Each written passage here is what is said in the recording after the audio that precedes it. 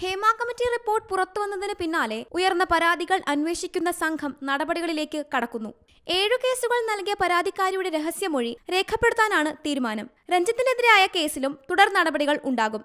പ്രതി ചേർക്കപ്പെട്ട കൂടുതൽ പേർ മുൻകൂർ ജാമ്യം തേടി ജില്ലാ സെഷൻസ് കോടതിയെ സമീപിക്കുമെന്നും വിവരം. അതേസമയം തനിക്കെതിരെയുള്ള ലൈംഗികാതിക്രമ പരാതിയിൽ പരാതിക്കാരിക്ക് ഗൂഢലക്ഷ്യമെന്നാണ് നടനും MLA-യുമായ മുകേഷിന്റെ വാദം. തന്റെ സിനിമ രാഷ്ട്രീയ ജീവിതം തകർക്കാൻ ലക്ഷ്യമിട്ടാണ് ആരോപണമെന്ന് പറഞ്ഞ മുകേഷ്, ആരോപണം തെറ്റെന്ന് തെളിയിക്കാൻ 2009 മാർച്ച് 7-ന് അയച്ച മെയിൽ സന്ദേശം തെളിവായുണ്ടെന്നും വ്യക്തമാക്കി. നടൻ സിദ്ദീഖിനെതിരായ കേസ് അന്വേഷിക്കാനും പുതിയ അന്വേഷണ സംഘത്തെ നിയോഗിച്ചിരുന്നു.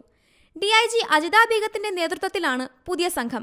SP മധുസൂദനൻ, ജില്ലാ crime branch assistant commissioner Viju Kumar, museum SHO, SI എന്നിവരാണ് സംഘത്തിൽ ഉൾപ്പെട്ടിട്ടുള്ളത്. പുതിയ അന്വേഷണ സംഘത്തെ നിയോഗിച്ചതായി അറിയിച്ച് DGP ഉത്തരവിറക്കി. അതിനിടെ യുവ കഥാകാരിയുടെ പരാതിയിൽ സംവിധായകൻ VK പ്രകാശിനെതിരെ പോലീസ് കേസെടുത്തു. യുവതിയുടെ രഹസ്യമൊഴിയുടെ അടിസ്ഥാനത്തിൽ കൊല്ലം പള്ളിത്തോട്ടം പോലീസാണ് കേസെടുത്തത്. സിനിമാ മേഖലയിലെ സമാനമായ പരാതികൾ അന്വേഷിക്കുന്ന പ്രത്യേക സംഘത്തിന് കേസ് നാളെ കൈമാറും. 2022 ഏപ്രിലിലാണ് കേസിനാസ്പദമായ സംഭവം. News desk Zee Malayalam news. പുതിയ വാർത്തകളും വിശേഷങ്ങളും ഇനി വിരൽ തുമ്പിൽ. എല്ലാ ഡിജിറ്റൽ പ്ലാറ്റ്ഫോമുകളിലും ഇപ്പോൾ സീ മലയാളം ന്യൂസ് ലഭ്യം.